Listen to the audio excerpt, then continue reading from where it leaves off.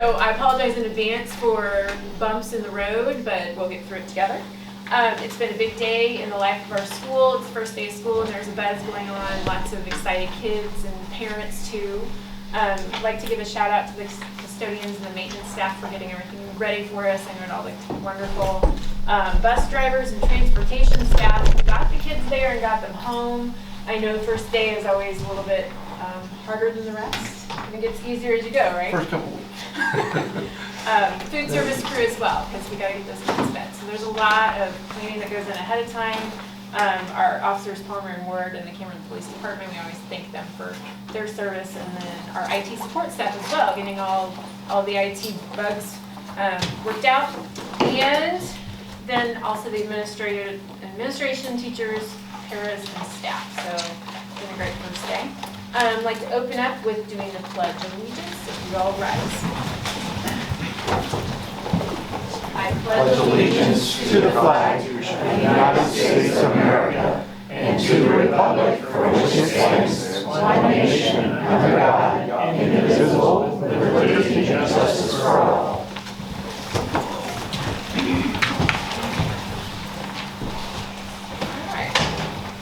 I'm going to open up with our vision and our mission statement. The vision of the Cameron R1 School District is to offer an exceptional educational experience, and our mission of the Cameron R1 School District is to educate and empower our students to reach their full potential. So with that, I think we will.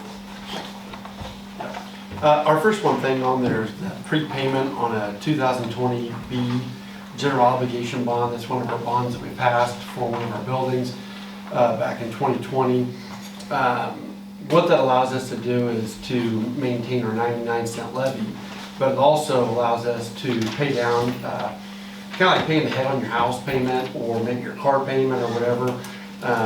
We would actually prepay a little bit. This wouldn't take effect until 2026, but we have to do the resolution now. That would allow us to pay about $490,000 off of it, which doesn't sound like much, but that's going to be about $8,000 to $9,000 of interest that we would be saving the taxpayer by paying off $490,000. So that's what we're going to be asking you to do. We did one of these last year as well, and this, I think, February or March, we'll be making a prepayment of about $500,000. That just sets us up for future bond issues, whatever it may be, but allows us to pay off the debt, and I think do it in a good fiscal manner, if not paying off things early so we're not having to pay interest with our taxpayers. So first I need a motion to go into the tax rate hearing. Well, actually, we're going to do, let's do that resolution first. I'd like to move for the adoption of a resolution authorizing the redemption of $490,000 principal amount of general obligation refunding bonds series 2020B and authorizing the publication of notice of redemption. Second. Motion by Ms. Peck, second by Ms. Clark. Discussion? Seeing none, all in favor raise your right hand. All opposed? Motion passes. Great. All right. Next is the tax rate hearing, and I've got a couple different documents in the packet.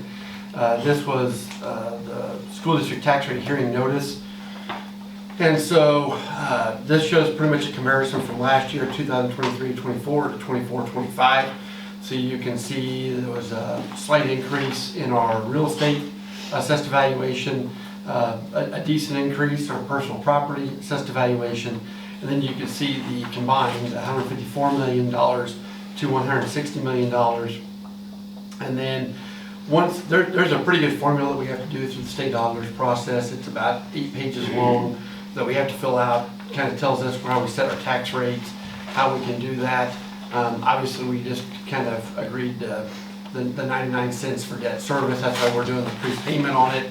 But if you go down to the amount, I guess it'd be this column where it says amount of property tax revenues budgeted assumes 100% collection. One way or another, we will collect 100% because even if we get 95, 5% will be back taxes. It ends up being 100%. But you can see the proposed property tax rate there. So this year, the incidental, which is pretty well just general fund, is 3.0087 compared to last year, which was 3.009. We don't put anything in the teacher fund because we do transfers. Debt service, 99 cents. And then we do some capital projects. We put 35 cents in there so we can levy a little bit and get a little bit more money in that sense. So if you look at the tax rate, in 2023-24, we were 4.3409. This year will be 4.3487. So a very, very, very slight increase. You're talking 80 thousandths. So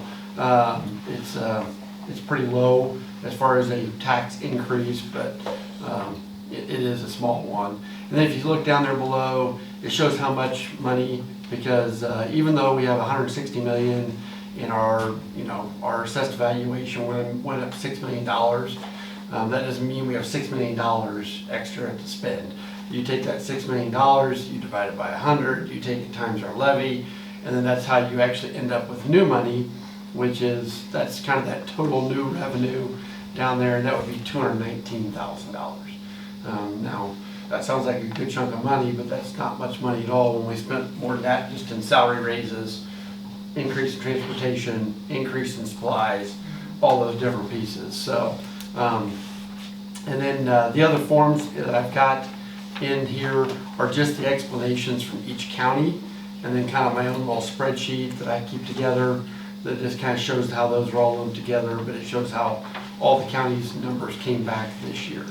But I will be asking eventually for that, but we will need to have some public comment. Right. If somebody does want to comment on the tax rates that we're going to be levying, because this will be in your tax bill that you'll now get in November, December, and have to pay. So I think we need a motion to officially go into the tax rate hearing piece of it first. So moved. Moved by Mrs. Clark. Second. Second by Mr. Grenier. Any discussion? Raise your right hand, yes? No? Okay, motion passes. Now, having heard what Dr. Robinson has discussed on the tax rate, this is the portion of the meeting in the tax rate hearing where we allow for public comment. So if there are any patrons or citizens that would like to come and make a public comment on the tax rate, now is your time. Okay, seeing none, I will accept the motion to accept the tax rate as presented. Moved by Mrs. Peck. Second by Mrs. Early. Discussion. All in favor, raise your right hand. Opposed? Motion passes. And is there anything else to do with the tax rate? No, that's it. Okay. We will, those forms will go out to each one of the counties, and then we will get something back from the state auditor for each county that we have, which we have 4 counties we cover. And then, like I said, that now becomes the tax rate for the school district for the following year. So. Can I have a motion to adjourn the tax rate hearing? So moved. Moved by Mrs. Clark. Second. Second by Mrs. Early. Everyone in favor, raise your right hand. Great, passes unanimously. Thank you. Okay, now we are looking at the consideration of the proposed agenda. I will note the substitute handbook for 2024-25 is not going to be discussed today. There are some corrections that need to be made, so if you'll remove that from the consent agenda. Are there any other changes to the agenda before we plunge in? Okay, seeing none, I'll accept a motion to approve the agenda with the substitute handbook pulled out. So moved. Moved by Mr. Grenier. Second by Mr. Murphy. Discussion. Right hand for yes. All right, unanimous pass. And now we will move on to non-action reports, please. Yeah, capital building projects, just kind of wanted to give an update to the public, to whoever, the board, just some of our building projects.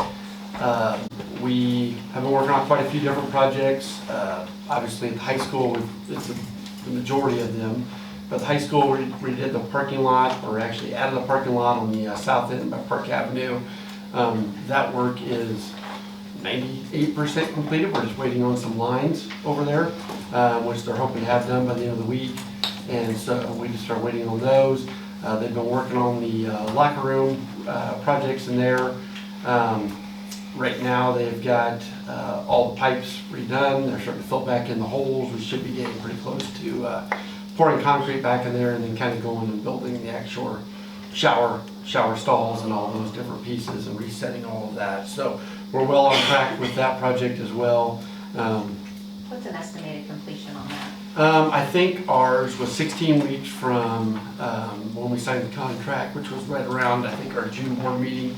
And so I think that would put us right around the middle of October to last part of October. I'd say by the time we're kind of parent-teacher conference and those dates is when we should probably be finishing up. Like I said, parking lot's almost done to that project. We do have a couple projects that we've asked them to look at with some other things like putting some fence and stuff in our paint room, storeroom in the theater, off the theater. But for the most part, they should be. I think I feel pretty confident they're going to be done with their work by that date. So. Are there bathrooms around there that the teams, like, so we'll be in playing volleyball before those are done, so are there? Yeah, we'll have to use some of the bathrooms, classrooms. I'm sure Mr. Urban and Mr. Wink have already talked about where we'll be storing, you're right, we're going to have opposing teams in. Now, until the gym floor gets done, we'll actually probably be in another building, whether that's middle school or I think Mr. Wink's planning on using the middle school. So, and then that is the other project, the bleachers and the whole tear out and redo of the wood floor in there. So the wood floor has all been done. Our sanders showed up on Saturday. It was Saturday afternoon. They showed up on Saturday. They are already complete, got it all sanded down. Have actually got a couple of coats of clear on the floor. Then when they'll actually come back, they actually do like a stain and then they do all the painting on top and then do another clear on top of it.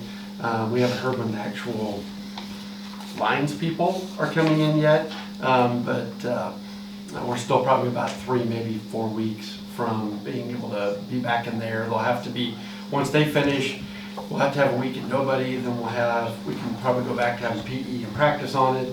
And then after about a week of that, then we'll be able to have the bleachers come in and then we should be ready to go. So taking a little bit longer than I wanted on that project, but an extra month for a project that's going to last us 60 plus years is well worth it.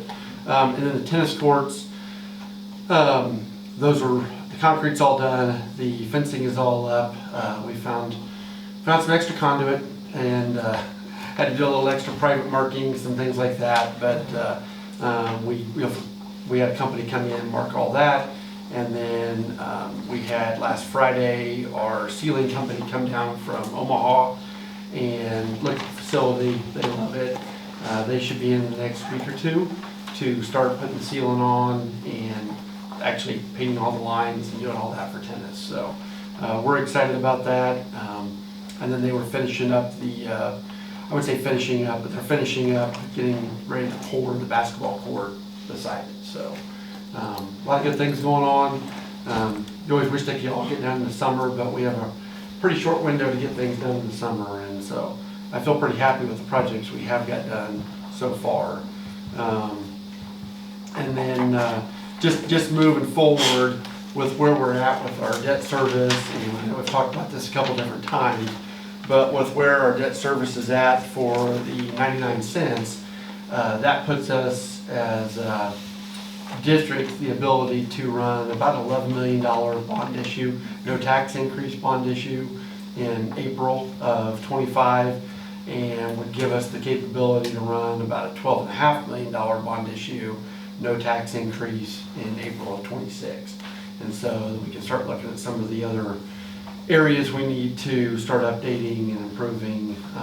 I know I've shared my list of different projects I think would be beneficial, but that'll be, I think we'll have till the January, I think is kind of the drop dead date of making a decision. We'll have to know by then whether we're going to put something on the ballot. But we've got a couple months and to be able to discuss that. But I think we're sitting in good spots as being able to do some of the projects. We're not going to be able to do everything we want, so we're going to have to prioritize what we think is important and what we can do and go on from there. But I think we're going to real quickly, while I know these things always cause some interruptions and there's always some lateness to it, I just am so appreciative of the work that's been done to be proactive about our buildings and the improvement of them, their care.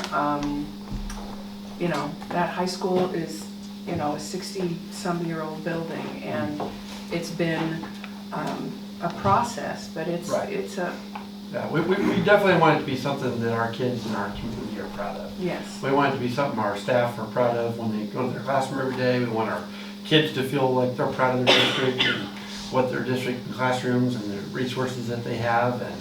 And yeah, I'm very happy that we're able to provide that. Not every district has the ability to do all those things, and I feel pretty fortunate that we can do those things. And when our kids go other places, they, you know, our science classrooms compete with college classrooms. Yeah.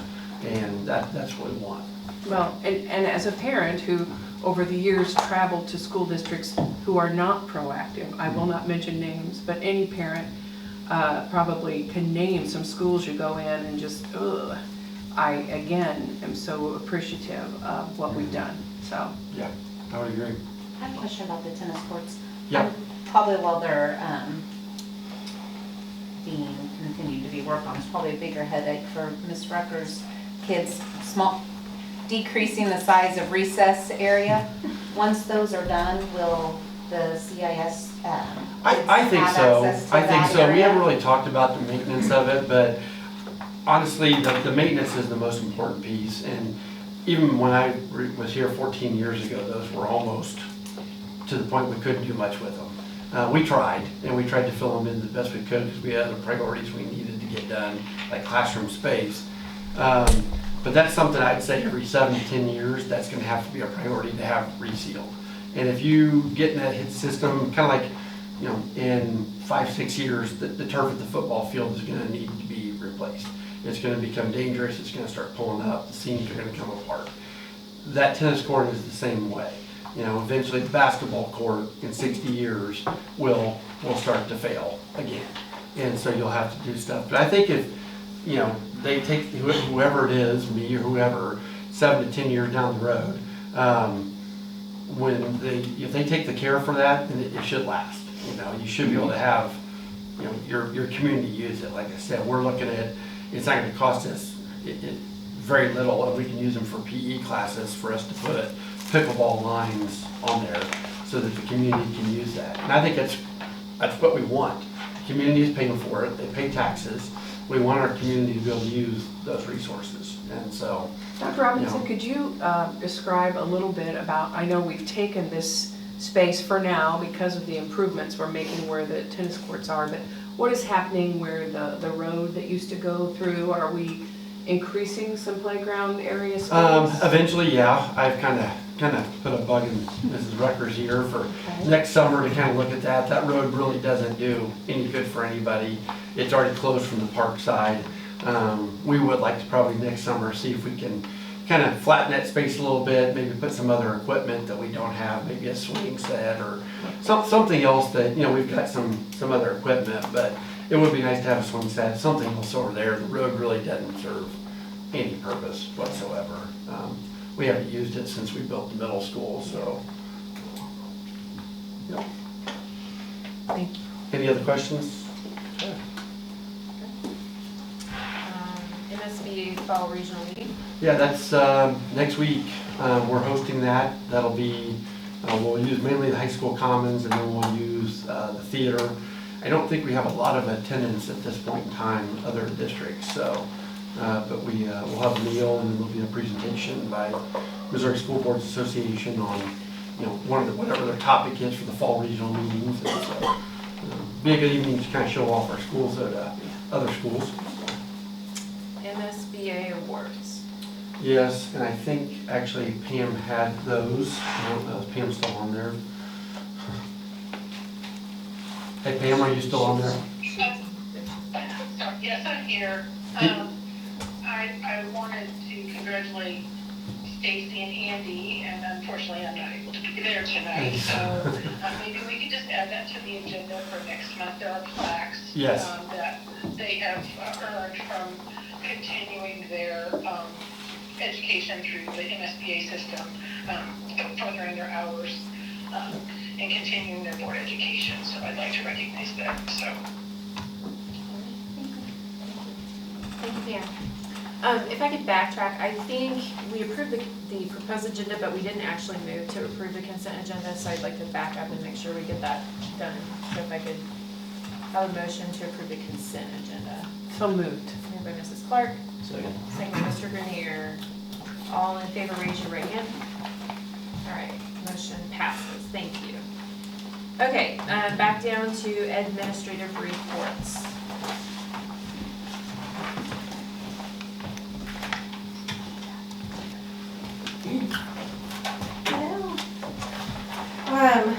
So I just want to brag on our teachers and paras because we had a great first day of school.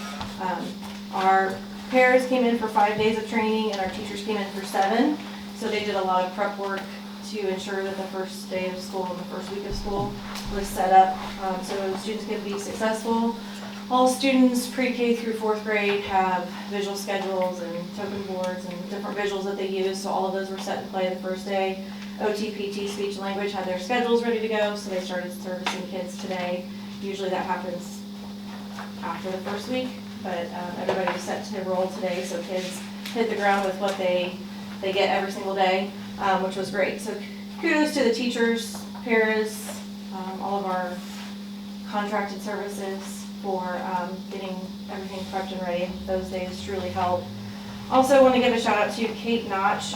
So trauma-informed education has been a big push in our district the last few years, especially after COVID, helping our teachers and staff understand that lots of kids go through trauma, and that can be what is one person's trauma is different than another person's.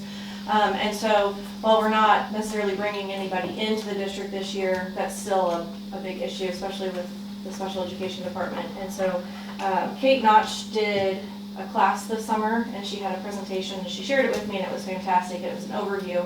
So I have quite a few new staff members. So she was able to share that and they didn't have to listen to just me talk, which was great as well. And so I appreciate her sharing that and her point of view with her own personal experiences and how that impacts what she has seen and how she's changed her training. So takes quite a few to give everybody the training that they need because everybody's at different places. So those are the big things. Great first day of school. I actually came back over to central office for about 20 minutes today and started to say it was great. Dr. Utek yelled at me for saying it out loud and I was like, it's creepy. It was like so good. So great first day of school. Ms. Crawford, can I ask, I remember when we got the dog, how many years has the dog been with us? Is it Question 4 or 5? 4 or 5? Yeah. Probably some plaque for the dog at some point. At the end of the year for the 5 years of do not remember that. Collar. Yeah. And that's New been, caller. Yeah, a new collar. yeah. Yeah. Customized collar. Yeah. Yes, Princess is still with us. So Princess will actually start in district next week. Having her in this week would be a little bit chaotic just because everything's back to normal. The kids have been out for a little bit, but she will start with us again next week. So her handler is actually at Parkview this year. Miss Arndt is her caregiver, and so we will be dropping her off at CVMS to work with our 2 life skills classrooms, and then she will also spend some time at Parkview on occasion, so she'll get 3 of the buildings in. That's great. I don't know, I'll have to look. Seems like yesterday, but It does. she's been around. I can tell you that one of the students asked for her today already, so obviously she makes an impact, so, yeah. Any other questions? Thank you.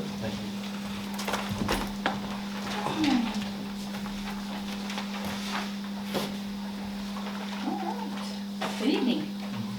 Hi. I'd like to second that notion that it was a great first day of school. Super excited to still be standing.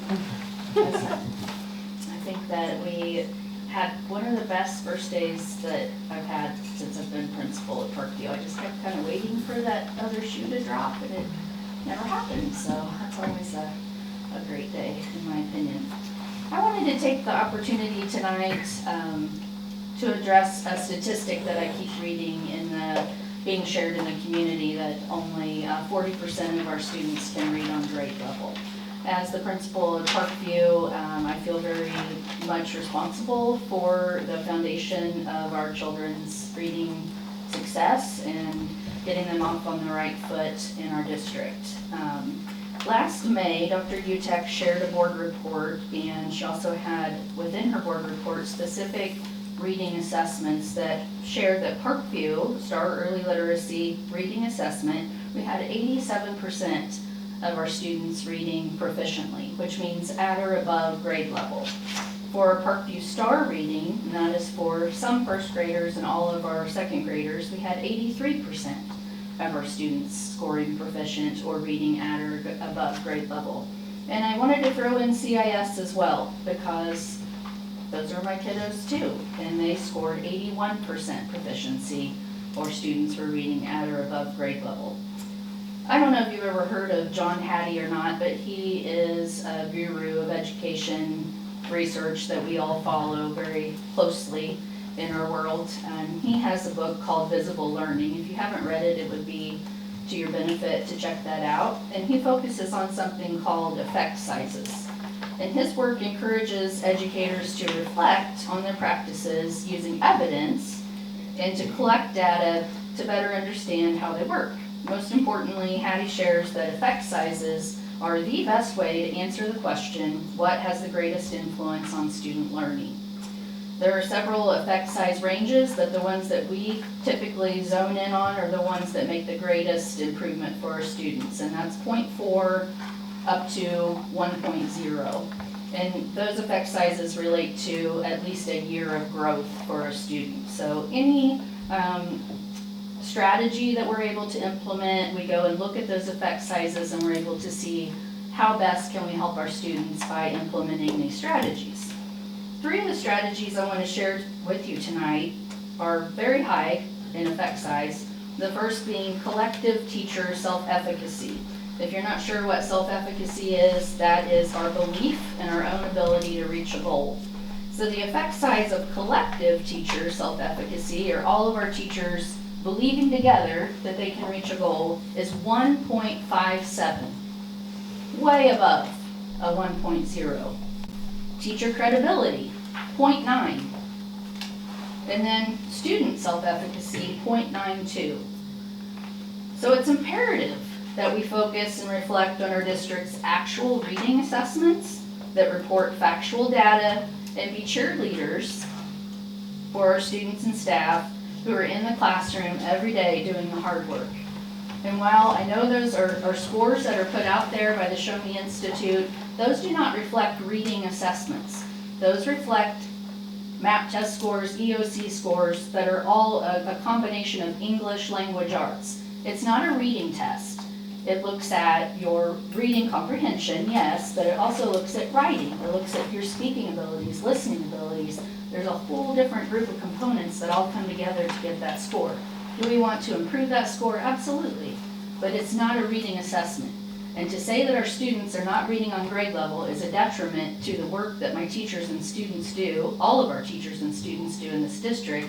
And I think it's important to recognize them, congratulate them on these wonderful scores that they had at the end of the year last year, and to wish them a really great school year this year. I'm really proud of them, and I'm happy to stand here and share that with you.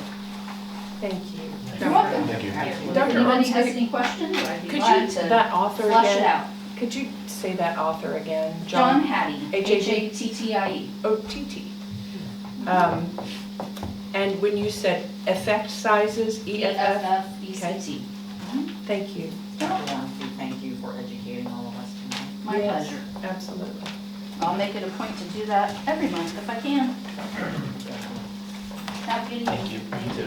Thank you. CRS?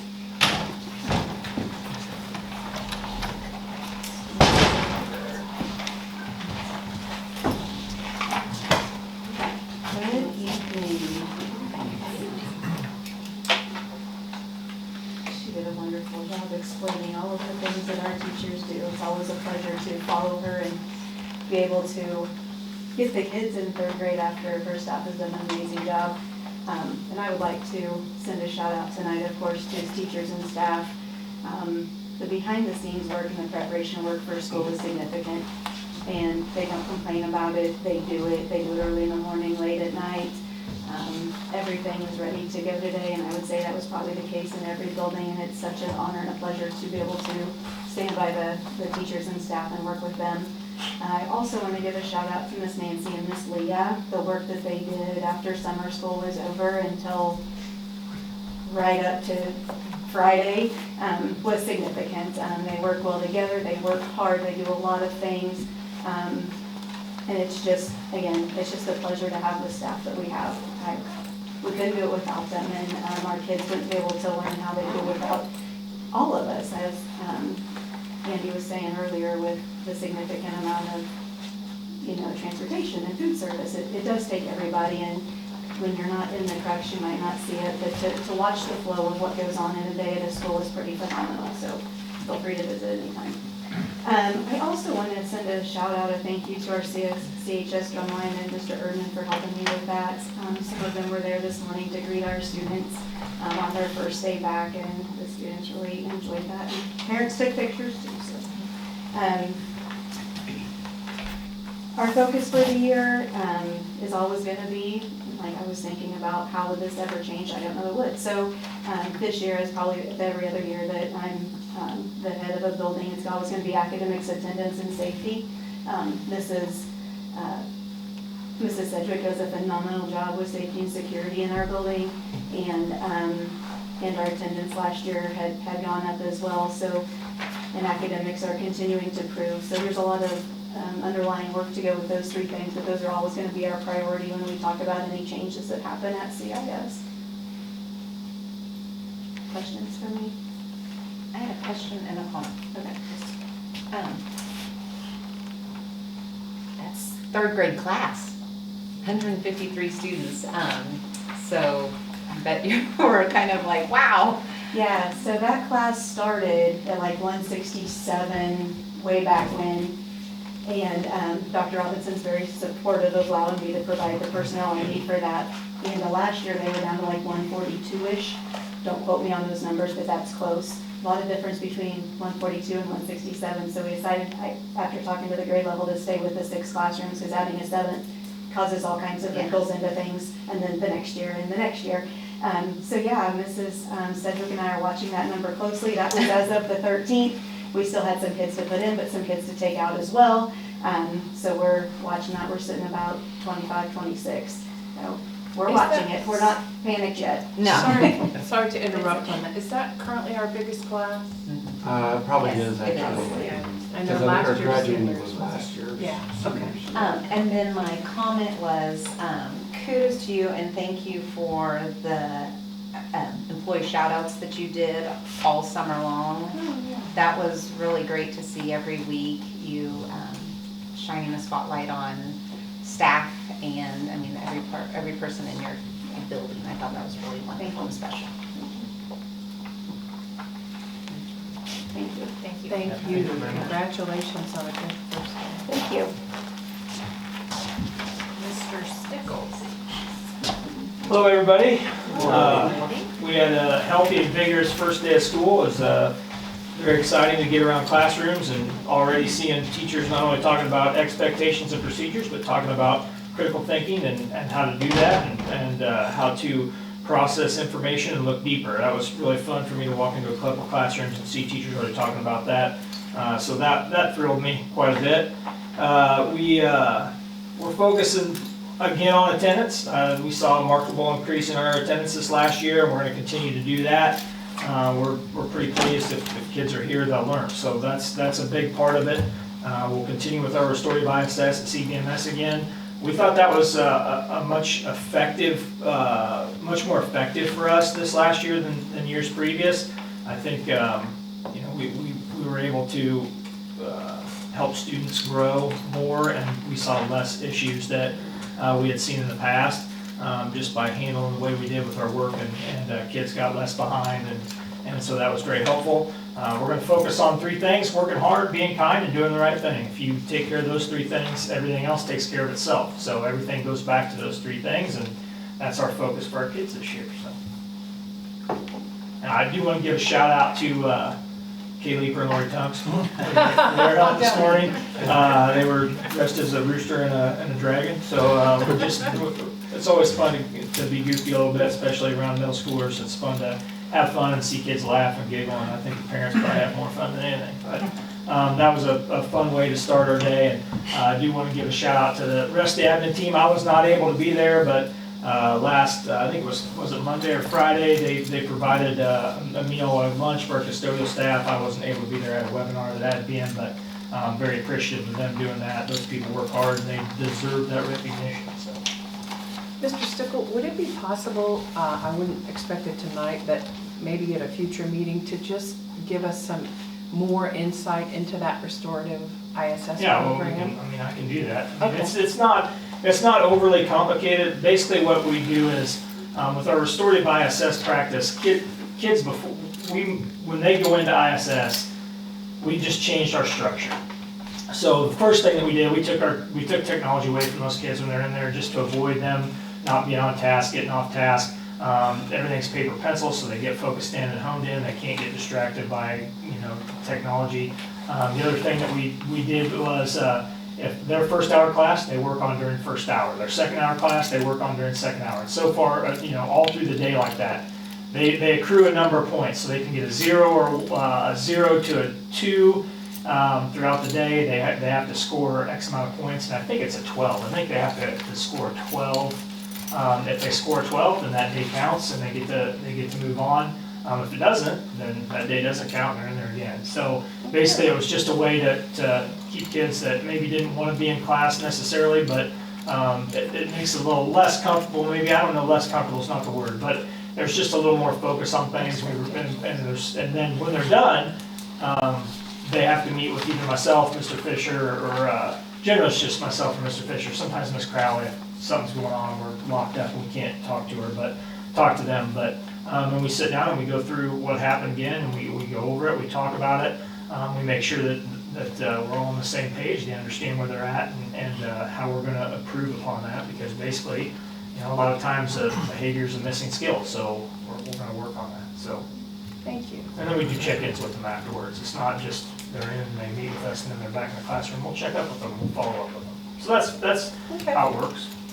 Thank you. You bet. I enjoyed your video welcome this morning. Oh, thank you, I appreciate it. You guys have a good one, take care. Thank you. Good evening. Just kind of echoing what all the other administrators said. Great first day. We had our class meetings this morning. I met with juniors and seniors. Dr. Landi and I did right off the bat. Welcomed those kids back and kind of just went through some of the new things for this school year. And then we met with sophomores and freshmen shortly after. I told our seniors, I said it's hard to believe that they were fifth graders when I started as an assistant principal at CIS. So it's time flies. And it's hard to believe that they're already going to be graduating in May. I want to give a shout out to Mrs. Lim. I know this feels like forever ago. We had our technology conference back in July. She puts a lot of heart and soul into that. We joined with Maryville, Lawson, Mid-Buchanan, and us, 4 of us. And a lot of the focus was on AI. We had a guest speaker this year, talked a lot about that. So got a lot of us talking, looking at, current practices we do, what can we do different, but a lot of it was focused around AI. Again, shout out to Mrs. Lim. That was a lot of her time planning off contract this summer. So she did a phenomenal job. As an administrator, learned a lot. All of the administrators were fortunate to go and learned a significant amount of AI overload in our brains. So it took a while to digest that. Enrollment up quite a bit. I think we finished the year right around 450 kids. And as of a couple days ago or last week, we were at 481, and when I looked this morning, we were at 486. So people are coming to Cameron. We're up significant in that aspect. And then last thing, if people are out and about this weekend, football jamboree Friday at 6 at Dave Goodwin Field, and then Saturday softball goes to Plattsburgh, and then we host volleyball here at the CVMS gym. So if you're available Saturday morning, come support our kids, or Saturday night, or Friday night. Can I ask you about the AI? So I know the policies around AI and how, it's not supposed to supplement, or it's supposed to supplement but not replace the learning and that. how are we, you don't have to speak to it now, but at some point I'd like to hear, Yep. how are we incorporating that in? How are we planning to teach our kids how to use it? Because Yep. I think it's a tool of the future, I and might- it So we- sounds scary, but. Yeah, so we met Friday's administrative team, and we're looking at different handbooks and things like that on, you know, and that's the one thing that the focus was, is it's, no one has the right answer right now. It's, you kind of just take little bits and you kind of figure it out as you go. Obviously, it looks different in an ELA classroom than it does in a history classroom, and what that looks like and what the purpose is. So, Yeah, maybe just a little short version of what yeah, that would be. And I know MSBA is offering something. They are, on yeah, during the fall. Yeah, it's a hot topic right now in Yeah. education. Well, maybe Mrs. Lynn. Yeah, I've got it written down right now. Mentioned that. And as we graduate, kids, of course, they're gonna be faced with that, so Oh, yeah. teaching them how to use it and understanding Use it what the appropriately. limitations are too, because it's Right. not perfect. I mean, it doesn't provide great answers all the time, so. Right. Yeah. Okay. Thank you. Thank you. Have a good year. Any questions about the activities report before Mr. Raymond goes out?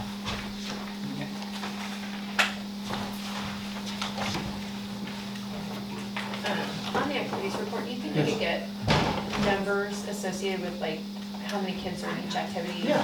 You know, just on the next report maybe, once we Yeah, know kind no. of what they are. Yeah, exactly. Yeah, we just started a week ago, so there's still, yeah. Right. I know we're still recruiting in some sports and trying to great. get more kids in other areas, so. Great to see those numbers in football. Yeah, that's the myself. Maintenance, any comments or questions? Great, just thanks. Yeah, they have a very, very short window to try to get a lot of stuff done, and like I said, and they pretty much repainted the middle school, and then we have to, you know, clean every carpet, wax every floor, you know, I mean, just, and beyond the other maintenance, I mean, when we first built the middle school, we had, like whiteboard walls. Well, after 10 years, they just kind of, you know, again, disrepair, so we ended up having to clean all those. But then we had to put up all new whiteboard walls, or new whiteboards and different things, and so, yeah, they do a ton of work in a short amount of time. And you figure we've got 2 buildings every summer that are going to be utilized for summer school. That takes them out for a whole month and a half. They can't do anything in those buildings, so. Do we Yeah, ever they do. hire, mhm. do we ever hire just summer staff to kind of supplement? We have done other things, we've done in the past, like this year, we had a couple, food service that moved over, that had some experience doing that, that moved over, helped us out, because the other part is, we utilize that staff a lot, especially on a snow day, when they're coming in at 5 in the morning to make sure, you know, sidewalks are clean, or maybe coming in on a Sunday to make sure we're ready to go to school on Monday.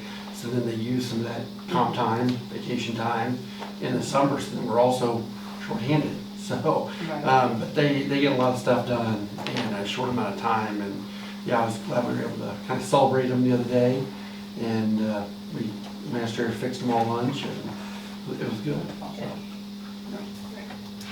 Dr. Yuta? Great day.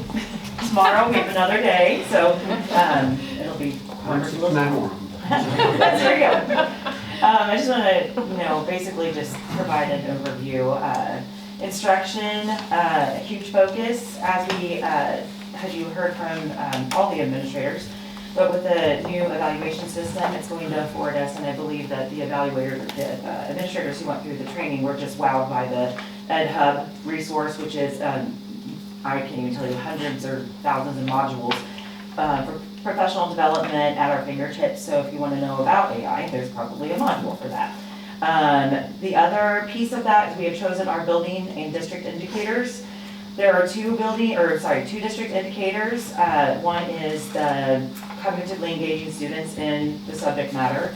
And the second one is on the affective side, which is using strategies that promote social competence in the classroom, school, community, and between students. So those are kind of what Joe was saying, what many of those were saying is like good humans, but also being able to cognitively engage deeply and critically think. So the buildings were allowed to find one of their own standards. Their standards varied depending on their building improvement plan and the needs of their teachers and students. So, that'll get started. Everybody's kind of gone through some training, so that'll be good. I can't wait to see the impact of that, because it's a laser focus on some areas that we really want to make a huge impact instead of big kitchen sink, classroom walkthrough. It's more guided towards what we need. So, Dr. Utek, Yes, sorry to ma'am. interrupt you. So, as I understand it, on the old system, it was those standards, then every teacher evaluation kind of goes through that lens, and teachers Yes. set up their lesson to, And they still can. So Okay. you can still choose multiple additional for that Okay. specific, because then they also have a teacher professional development plan. Okay. So sometimes in guidance with the instructional coach or the principal, then they would say, hey, I think let's look at classroom management as an Okay. area. And then also our first and second year teachers go through it's BTAP. It is literally a state-driven beginning teachers assistance program. That is all embedded within the product that we have. So anyway, that's great. it meets all the standards. Right, So so, because before it felt kind of forced, like It's sometimes this is more maybe nimble. forced and maybe a checkbox sometimes. I gotta get that done by that date. Right, There's some yes. pretty big pillar pieces that teachers and principals will do that will drive the rest of the year. It comes from CSIP down to the building plan, then to their own professional development plan. 2 of our administrators have actually used it, and when we were discussing kind of, are we getting the results that we'd like to see in the classroom? Yeah, but could we do better? Yeah, so That's great, we're gonna do better. great. And then assessment. Not a whole lot of assessments going on right now, just getting ready to get Read, Lit, Exceed Renaissance. However, we have gotten some preliminary data. This is all it's not completed, but I wanted to show some encouraging pieces. Proportional attendance rate, that's up. Graduate follow-up report is up, and so is a graduate rate report. That is up as well. So we're seeing some good gains. I will tell you the attendance rate, our goal is 90 at the state, we're at 89.1. 2 years ago, we were 82.7. Right. It's just phenomenal to watch the teachers and the staff just really work hard to, like Mr. Stickles said, if they're here, they're gonna learn. Okay, and then we're gonna engage them cognitively to get them higher thinking. Professional development and new teaching staff, we spent a couple days, so it was a really good time, August 1st and 2nd, welcoming our new people, whether they were new to the district or new to teaching in general, which would be both. We had some great sessions just to kind of get them onboarded with their mentors or building buddies. And also we have lead mentors in the buildings that really help lead that along with the principal. So that was 2 days well spent. August 12th and 15th, through 15th, we had our teacher in service, and that was packed but wonderful. And 2 highlights, always Dr. Robinson bringing the game. And then we had a guest speaker then too. So high engagement throughout that to start off our year, and that's probably why partially we had a great first day. Soon to be more. Were they all teaching like a pirate? Well, it's you have to get. I will show you the book because it is. That's a pun intended. No, they're not teaching like pirates. But I'll show you. There's a lot of tips to basically be more engaging, to get cognitive engagement. Instead of just delivering the instruction and material, you're kind of hooking them in, and you're doing like he's a good, it's a good book. It's kind of a classic. It's been around for a bit. Really? So anyway, that's our new staff. And then our prior to school in service. The rest of the document has our in-service schedules. Funny, Dr. Ormsby wanted to kind of have a conversation about visible learning. A lot of what we're going to be doing, especially when you see Clarity Foundation, core, and then cohort teaching sessions. So essentially all but maybe one is going to be dealing with all of that instructional approach to the highest effect size for our learners. And we are going to be doing that during our in-service days, and so that's going to be something I also have some information I can share with you. I actually did a dissertation on all of that. I'm not sharing my dissertation with you because that would be boring, but I have a lot of information that I can help guide you just to kind of see an overview of high effect sizes. Actually did a meta-analysis, so it wasn't just a little bit of research, it was a lot of research over 20 years. So I will share that with you because it is fascinating to see that there's things that really actually do work better than others. So anyway, that is all I have. What questions do you have for me? I'm just going to celebrate that we have hired Mr. Huxby, our Huckabee? chemistry Yes. teacher. Uh-huh. Yeah, Huckabee, excuse me.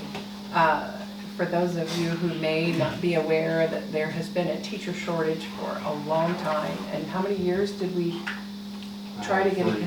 Yeah. So that is a real celebration. Yes, we all did the happy dance. And yes, and we do better than most districts around in terms of getting, but that was that is a celebration. So I look forward to meeting, even though I called him by the wrong name, Mr. Huckabee. Very good. Thank you. Okay, thank you. Thank you. Okay, we've reached the communications portion of the meeting. So we have two citizens that have requested to place agenda items on the agenda and met with Dr. Robinson, and so I would, Gilbert, I will give you the floor again, I believe 5 minutes. Yes, ma'am, thank you. Can Mrs. Ice hear me? Mrs. Ice.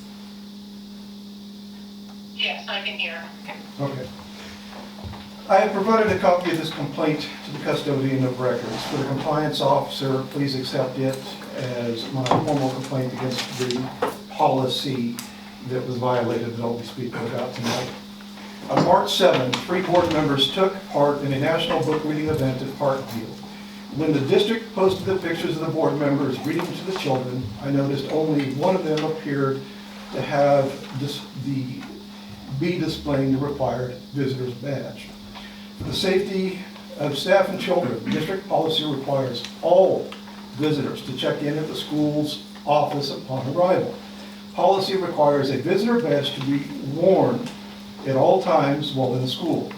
The policy, both then and now, both require even board members to comply with that policy. The district uses Raptor to track the folks that are in the building and to print out those visitor badges. I submitted a records request to obtain those Raptor logs for Pam, Andy, and Stacy, the 3 board members that took part in that event. The custodian of record gave me the log for Stacy and stated, quote, "There are no additional records responsive to that request," indicating the other 2 didn't check in. That policy and the expensive Raptor system are paid for and utilized to ensure the safety of staff and all of the students in the district. Staff are likely required to challenge anyone they see within the school while in session that does not have an employee or a visitor badge displayed. How many school district staff saw and ignored that you weren't wearing a visitor badge? Weren't each of them required for the safety of the staff and the students to challenge you for not wearing that visitor badge? Any school staff who interacted with you and ignored that policy should be reprimanded.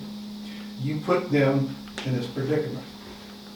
Stacy, did you notice that Pam and Andy didn't have the required visitor badges? If you did, weren't you obligated to remind them they too are required to follow that policy? Did you ignore their violation of policy? That is just as wrong as not checking in at the office and getting the required visitor pass. Pam and Andy, by not complying with that policy and checking in as required, you have taught the staff that there are certain conditions under which they don't have to follow policy. Your actions have told them that there are instances under which they are not required to take the safety of staff and the students seriously. Even though there is no Raptor system in the central office, you use this policy and your security policy as justification to ban me from school property. You violated my rights with this policy and then don't apply it to yourselves? You can't say you didn't know the policy considering you used it to ban me. You likely discussed it at great length during the lawsuit. You put doubt in the minds of district employees about the importance of the safety of our children. By ignoring policy and entering the building without your visitor badges, you have shown staff that there are exceptions to the rules and policies that protect our children. Your actions are inexcusable. If any of the board discussions relating to my ban and the lawsuit involve justification for the actions you took against me while citing the safety of the students, then I believe that there should be resignations. You knowingly and intentionally violated more district policies than me, and I was banned for it. If they will not willingly resign, the remainder of the board should consider censure and ask them to resign. Anything less implies the support for their actions. Staff who allowed the violation of this policy should be reprimanded. This incident should be addressed to all district staff. Inform them there are no acceptable deviations of that policy. They should be reminded that even board members are required to check in at the building and to always wear that visitor badge. It's in the policy. I believe the district's message to the staff and the public should be that there is one set of rules, and it takes the safety of staff and the students seriously. I am asking for transparency and accountability in this matter.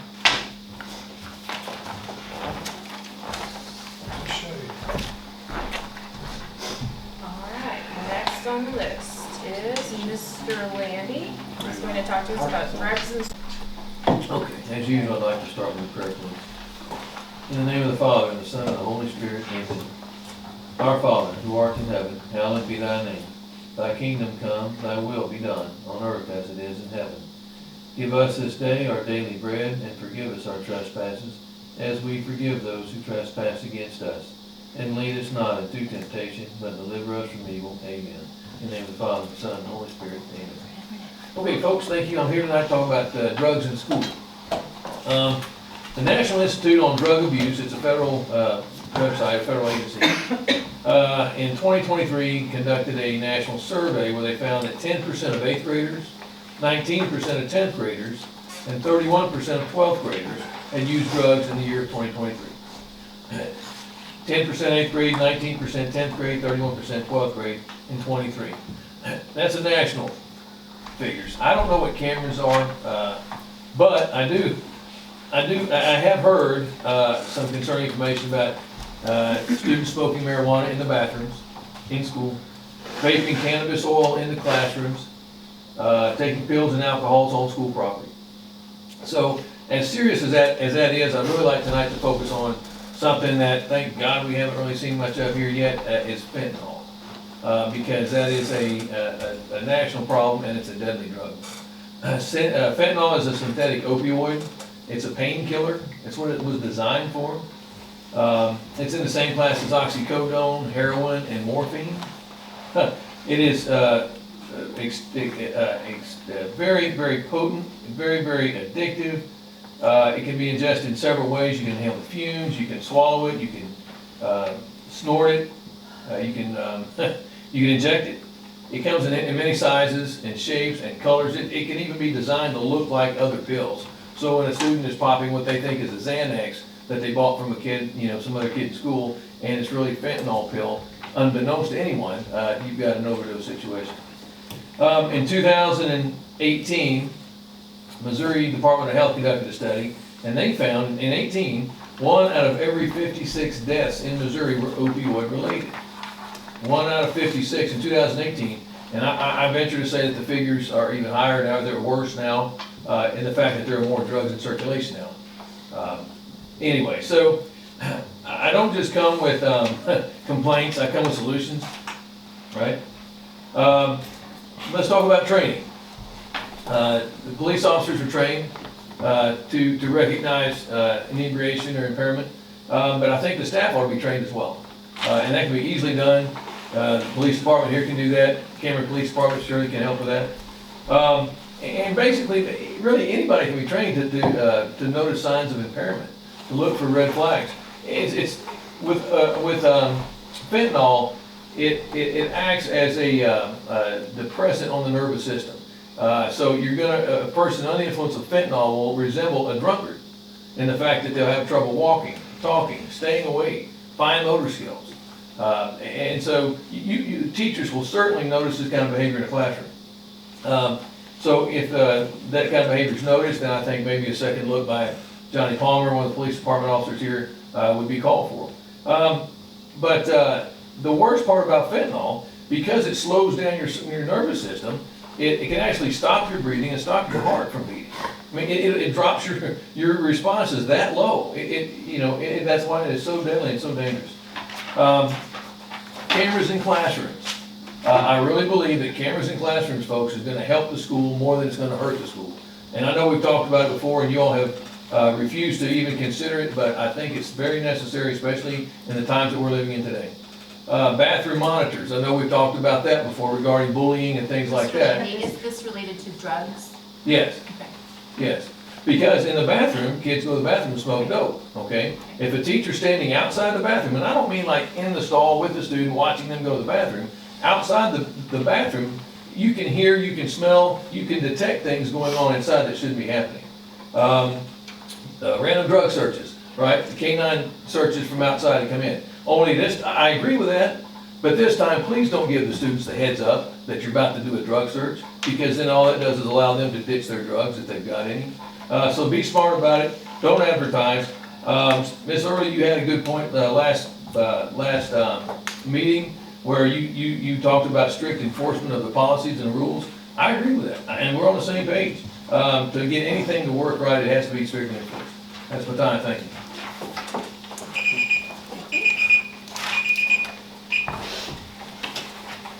Okay, we are now to the portion where we will take comments on items for consideration. When you come to the podium, please state your name, whether you're a resident, and which item you will be discussing.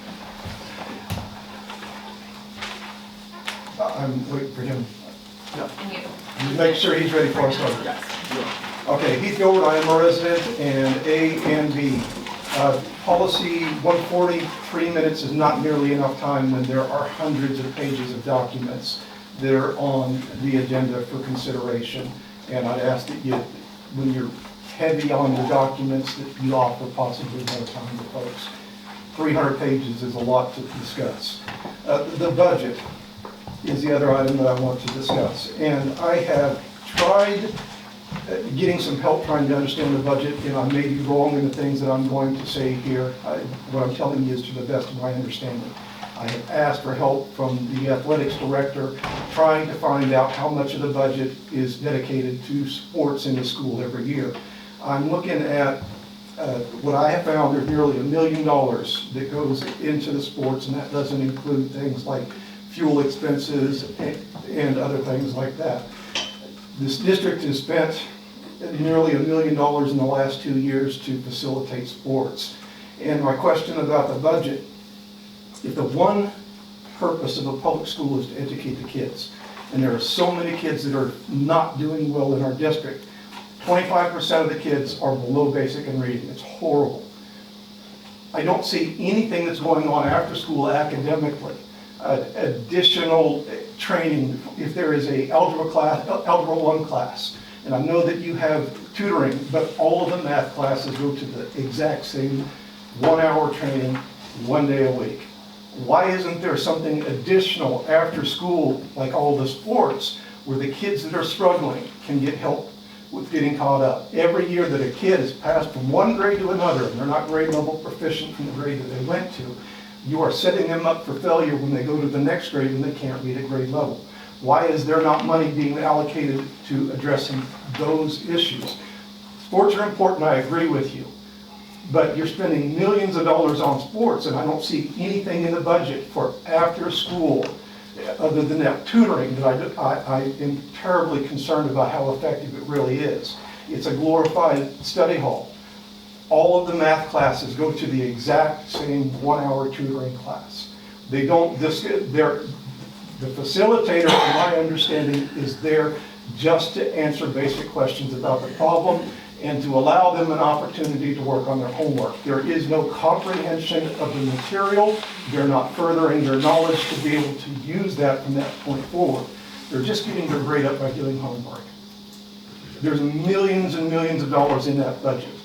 I ask, what is the priority here? Is it the education of the kids, or is it the sports and all of the other things that go on? Please consider doing something, taking some steps, allocating money. Let's get these kids up to par so they get a good education.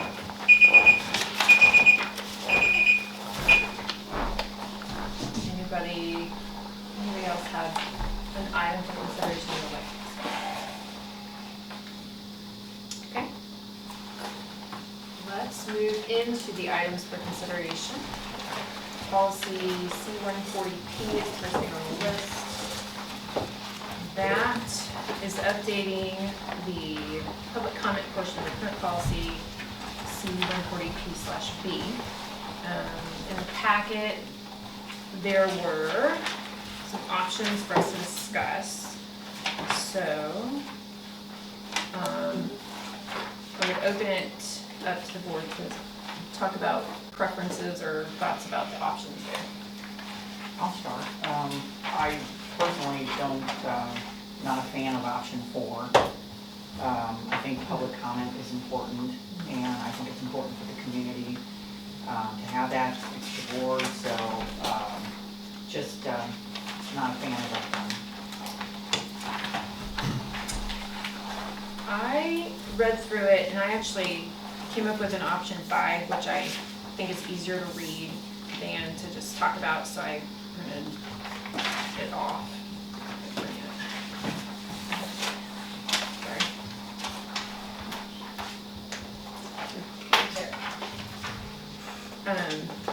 We can share. Is there not? Oh, was there none? Okay. You didn't. So, this would be to replace the second paragraph of that policy. That policy is public comment to the board. It's 3 paragraphs and some rules underneath it about speaking to the board and the time to speak. My proposal would be to replace that whole second paragraph. And the changes would be essentially saying that residents wishing to make public comments on the agenda under items for consideration should register prior to the meeting by notifying the board secretary or president, providing their name and specific items they intend to address. And then the board may limit the number of speakers and may allocate up to 30 minutes for this portion of the meeting.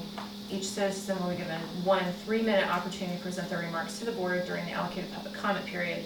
Only comments reasonably related to the posted agenda items and the consideration will be permitted. And if the meeting agenda is full, the board president may reschedule an item for the next regular board meeting. So essentially, it just clarifies that if you're going to speak to the board on an item for consideration, that you have to notify the board secretary or president. We have a clipboard here, which is where we had 2 individuals sign up tonight to speak to us. But if there is a verbal notice to the president or to the secretary, it will allow for that, and then they could write their information here. Doesn't require them to actually sign it. And then it just clarifies a little bit about the speaking portion. So, I have a question. In that, you know, we say 3 minutes. Is there a chance that that could get extended if somebody needed that, or is that just a hard 3 minutes? I mean, we just had Mr. Gilbert stand up here and he mentioned 300 pages and 3 minutes. That's not nearly enough time. So I mean, is there a circumstance that 3 minutes is extended? I mean, if we have one person, we're setting aside 30 minutes for a meeting, if that extends past that, are they gonna be allowed that time? I mean, could we make an adjustment at the time of the event? Andy, I can speak to that. okay. Anyone on the board can make a motion to allow anyone to have the opportunity to speak longer. So it would be 3 minutes, and if somebody wanted to hear additional time from someone, they could make a motion. There could be a second to offer someone that wanted to speak to the board an additional amount of time. But I think, yeah, that is part of, I can't tell you exactly where that comes from, but that's in our policy and in state statute. I mean, hearing that, I mean, option 5 makes a lot of sense to me. The difference between option 3, the reason I rewrote, it was kind of based on option 3, but option 3 required an email with a time before, and I think that maybe limits that person who notifies us via email. They have less time to tell us, you know, what, that they want to speak, instead of being able to show up and get on the agenda. So that was my reasoning for the modification. I would be in favor of option 5.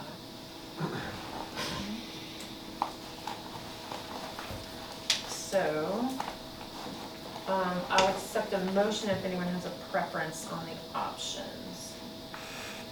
I would make a motion that we accept option 5 to amend policy C-140-ED. I have a motion, do I have a second? I would second that motion. Second by Mr. Murphy. Further discussion? So I guess I'm still confused, the differences between option 3 and option 5. I felt like option 3 gave more options, sorry to use that word again, options or opportunities for residents, so they could either sign up on that clipboard or they could email the board secretary. This doesn't provide a limitation on how you notify. Oh, they, It just said, it says residents wishing to make public comments on the agenda items under consideration must register prior to the meeting by notifying. So you could send an email, or you could walk in the door and sign up on the clipboard, or if you're unable to sign the clipboard, or, you know, you could say, hey, Ms. President, I would like to speak under the items for consideration. thank you. It needs a little more open. Would you agree to that? This is only for items for consideration. Right.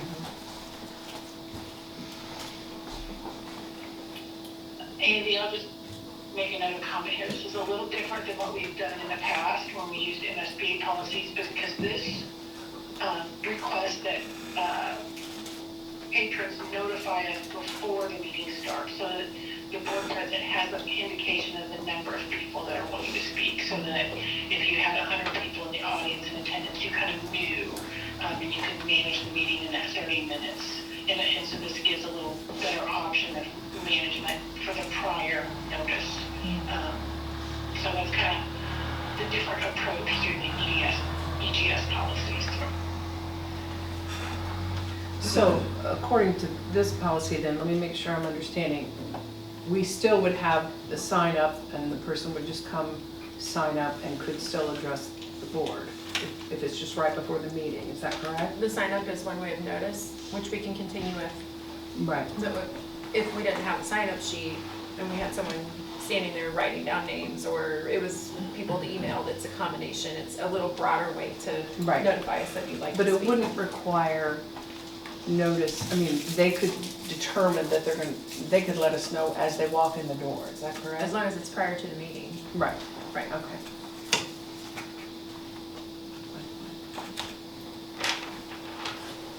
Further discussion? Okay, so I have a motion, and I second. Any discussion? All right, so we're gonna vote. All in favor, raise your right hand. All right, looks like everyone's a yes, so motion to adopt option 5, which Kelly, I'll get you a copy of that. Passes. Okay, next up. Budget, fiscal year 25. Yeah, I have a couple different things in there and a couple different documents. First is the budget message that I just have in there for fiscal year 25 this August. It just kind of talks about how we develop a budget, what we look at in each one of the schools. Honestly, this is a pretty standard form. Usually not a lot of changes on this, except for we look at our assessed valuation. That's underneath on the second page. Obviously that increased almost, not quite $6 million. And then we also show our tax levies. We go back 6-7 years on that. so people can see where our taxes were or where they were at, if they came up, down. And like I said, a lot of that depends on what our assessed valuation is, and whether we have to do a rollback or we can actually do a couple more cents on there. It just talks about, like I said, our estimated enrollment for funding was, we used a number of 1,765. We do get some credit for preschool, different things like that. And then we just talked about where our beginning balances were and all of that. So that's kind of the first document. The second part is kind of the budget overview that I have on there. And this is one that I probably refer to the most, just because it is, I don't know, it's the easiest to read, but everything is right there in kind of black and white. So you can see exactly what our beginning balances were in like the associated funds. And you know, if we were to put in our revenues, what we think our revenues and balances, expenditures, and where we think the following year would be at. And so these are based off current numbers, you know, how we ended the year on June 30th, and how we anticipate being able to kind of track throughout the year. Now, I will tell you, the budget's a living document. We don't know if we're going to have to do a major roof. We don't know if we're going to have a major catastrophe. We don't, you know, some of those things do come up. We do the best job we can when it comes to staffing, but really the only ones we can surely say would be, you know, most of our teaching staff that will start here in August, will finish here in May. And so we have a pretty good idea of that, but we don't know exactly, you know, we may have a maintenance person quit that's been here 10 years. All of a sudden that budget's going to change because of who we hired. Paraprofessionals, food service. So non-certified is a little harder to just, you know, to come up with the exact number. Certified staff is quite a bit easier. But if you look at our numbers all the way across, you can see about what we anticipate we'll have to pay for teaching staff. It's about 11.9, almost $12 million. So we'll have to do a transfer of some kind. You can see what we're having our debt service, what we're going to have to pay, where our debt service will be at, and yeah, and that's why we're doing a prepayment on some of these things so that we can pay down some of our debt. And because right now our debt's accumulating a little bit because of the levy we have. So that's why we're going to make a prepayment. And then you can see where capital projects. Obviously this year we're doing quite a bit of projects to catch up, like locker rooms, get the high school gym project, get the new floor, the bleachers, all that. And so we'll spend a little bit more money, but we'll still have some money in capital projects to be able to do some future projects. So the next ones are kind of where we look at our budget revenue. And so you have a chance to look at, so I can blow this up a little bit. You can look at the past fiscal years. We usually go back 3 years, so this would be the 4th year. So you can see what we spent in those areas, what we maybe anticipate we're going to get in those areas. On some of those, you know, we look at, and I'll be very honest, when it comes to revenues, I usually am on the low side, and on the expenditures, I'm usually on the high side. And I found after almost 17 years that usually keeps our budget in a really good track, because if I budget a little bit low on the revenue side and something happens in the state, whatever, nationally, we're usually okay. And same thing with expenditures. If I go a little high on the expenditure side, then we're usually all right in June if we've had to pay for something, or we've had some increased food cost or increased paper cost or whatever it may be, we're usually ahead on that matter. So, but I've got copies, like I said, of the budget expenditures as well. Same exact thing. As you can tell, there's a lot of line items to our budget. There's 28 pages, and you've got a lot of different codes. I would prefer to use all those codes, but a lot of times we have to have those codes for our state accounting purposes, and I felt pretty confident we've been able to produce a pretty good budget over the last couple of years and get everything we would like to be able to get accomplished, and at the same time be able to, I think, be good stewards of the taxpayers' money. Our audit actually starts this Thursday. You know, we only have the option to do that every 2 years. We do that every year at Cameron, and we've always had a really good audit. And our auditors will start again on Thursday, going through last year's fiscal budget that ended on June 30th. So, any questions on the budget?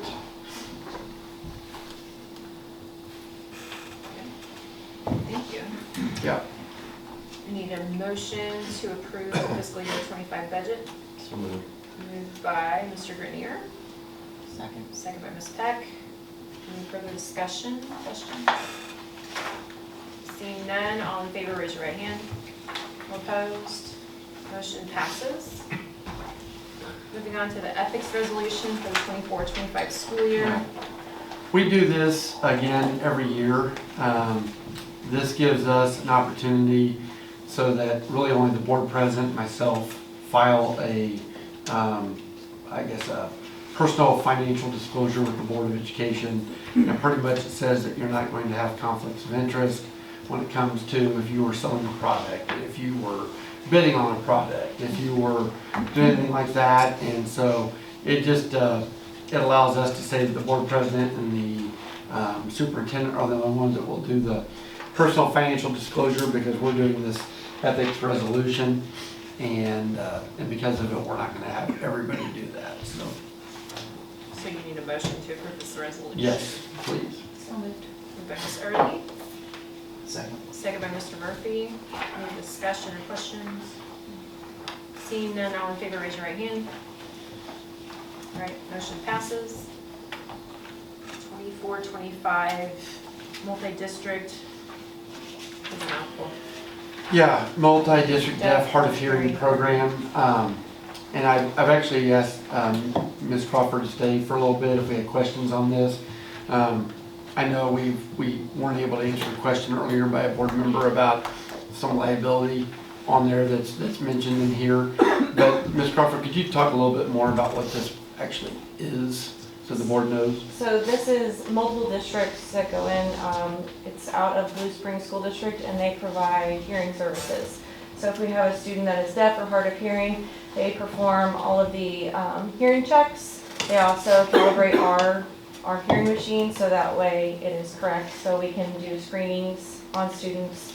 We have 5 to 7 students that use that service that we take to Blue Springs, and they do all of the workup. So if we didn't have this, then we would have to look at a contract with a doctor or some other facility that works with deaf and hard of hearing in order to complete everything. They also they meet with teachers through Zoom meetings or through actual meetings. We can go to Blue Springs, and they will work with us on how to best service the students. That's not an area that most people are experts in, so they are the experts. And it's through Blue Springs, but it's multiple districts. So when I say multiple, like 50 plus districts use them. So this is more than just diagnosing hearing problems. This is actually deaf education. Sure, yes. Thank you. Yep. And we have 5 to 7 students currently. Yep. So my one comment about the contract itself is the insurance. It requires certain limits for the GL policy. I just want to be sure before we sign it that we actually do have those limits. Yeah. And if we don't, we either need to adjust limits in the contract or adjust our insurance. I would agree with that, and we did try to get a hold of our insurance carrier today, not to any luck, unfortunately. We weren't able to get a hold of anybody that could give us that information. I guess what I'd ask the board is if we can approve it and bring back what that limit is. And if we have to change the contract, and we don't have that, I'd like to bring back one, but I don't want to, I'd prefer not to lose the services for a month, because that's really going to possibly set kids back, and I don't want to do that. And we've used them before. This has been a contract we've had for a long time. Yeah, this is my 7th year in the district, and we use them. And honestly, they divide out the amount that it costs to do this through each district, so it's very minimal cost compared to what it would cost to pay to go to a doctor or to like an actual ENT. So we're paying for all of our students what we typically pay for one student. So. Motion to approve the contract with the stipulation that we can change if necessary. Yeah, if we don't carry that amount of limits, then we will change the contract and we'll bring it back in September. But I'd prefer not to lose the services for the next 4 weeks. Yeah. So. No, second. A motion and a second. Any further discussion? All in favor, raise your right hand. All right, motion passes. Okay, staff breakfast and lunch prices. Yeah. Pretty simple on here. You can see what our staff meal prices are for breakfast and lunch. We as Matt neglected to put this in our last part, and I apologize. We did a 20-cent increase on students, and we probably need to do the same for staff as well. So that would raise breakfast to $2 and lunch to $4. Since we've already obviously started school, we would probably this would be something we would take in effect as of right after Labor Day. We would let the next 2 weeks and just finish August and then start this as soon as September, just because we may have already had teachers pay for the rest of August based on a price rate that we already did. So we'll start this fresh and as soon as we come back from Labor Day. And parents, of course, notified in every way we notify parents that these prices would change. Well, this is just for adults in our building. Oh, excuse me. Yeah. Not paying. Yeah. Everybody else Staff. is already. Yeah. Well, let's call their parents. Yeah. Well, I guess. Excuse me. Have fun with that. So sorry. So sorry. Do I have a motion to approve the recommendation? So moved. Moved by Mr. Grenier, Second. second by Ms. Early. Further discussion? Seeing none, all in favor, raise your right hand. All right, motion passes. Okay, we're reaching the end of the agenda. It's the time for board member comments. I will open it to the floor. Is there any board member comments? Ms. Peck? You know, a lot of great things have been said regarding teachers and staff, and you started off with it, Andy, and you know, all of that is very true. I just want to shout out to all the parents out there trying to get all their kids ready for the first day and everything prepared and all the supplies and just the mental and emotional support that you have to give your kids. So, you know, just it'll get easier, parents, and anyway, just wanted to say, recognize them and all this. Anyone else? Comments?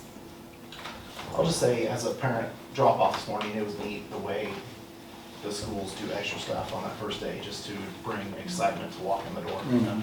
It was the band playing, or it was, you know, seeing a horse and a rooster of another teacher, you know, I mean, whatever, it just lightened up the morning to start it off, you know, to say, hey, welcome back, and let's get this started on the right foot. So, you know, I think there were smiles walking out of our car, so I think that there were a lot of them going that way. So just kind of kudos to the extra stuff that happens. I would just offer a thank you to the administrative team from Dr. Robinson through all the building principals and counselors who have spent so much of the summer planning for what happened today. Thank you for your dedication to the kids.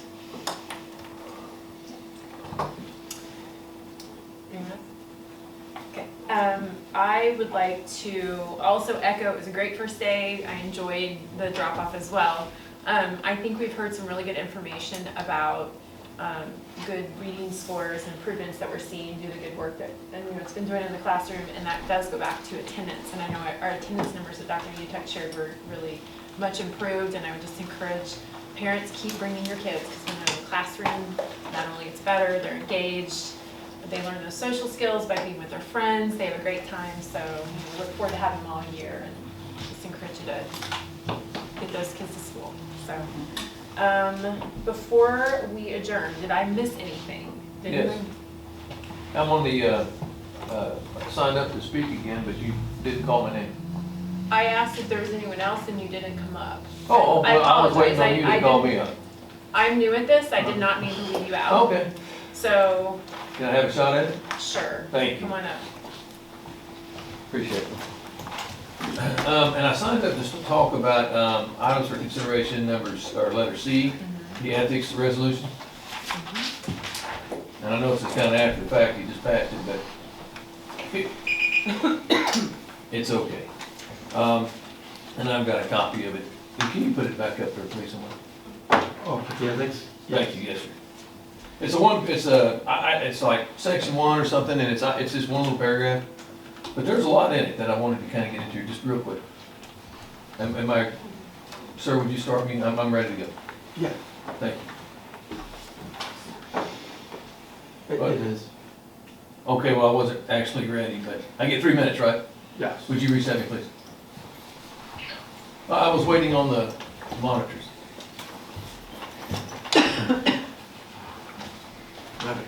Thanks, sir.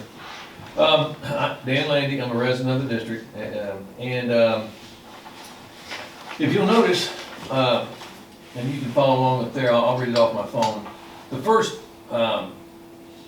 statement in that first paragraph reads that the proper operation of government requires the public officials and employees be independent, impartial, and responsible to the people. Okay, independent, responsible, or impartial and responsible. And those are three things I want to kind of harp on real quick. Take the first one, independent.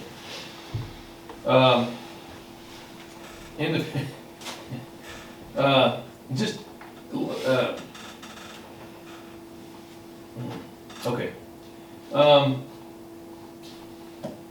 Independent, like when every vote is unanimous.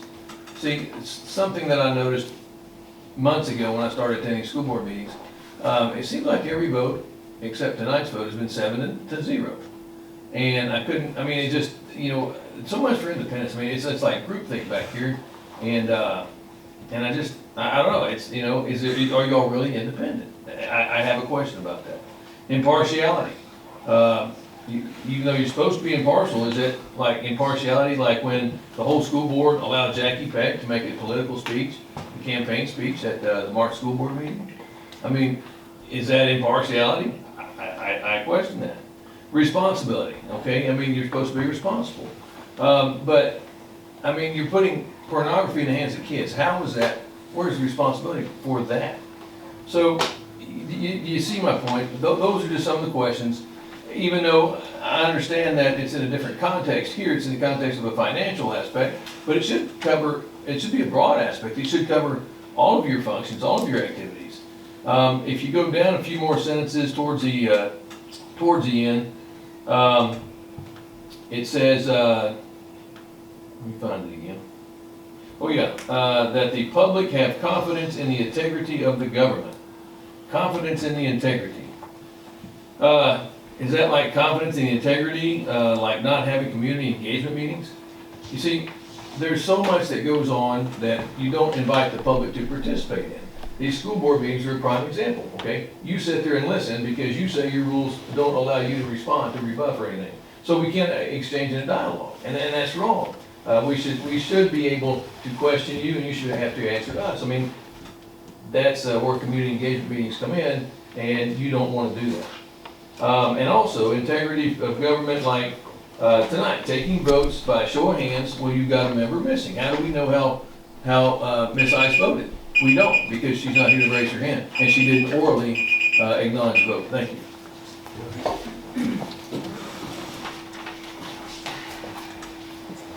Anything else we need to cover before we adjourn? Okay. Seeing none, I will accept the motion to adjourn. So moved. Mr. Clark, second by Mr. Grenier. All in favor, raise your right hand. Motion is passed.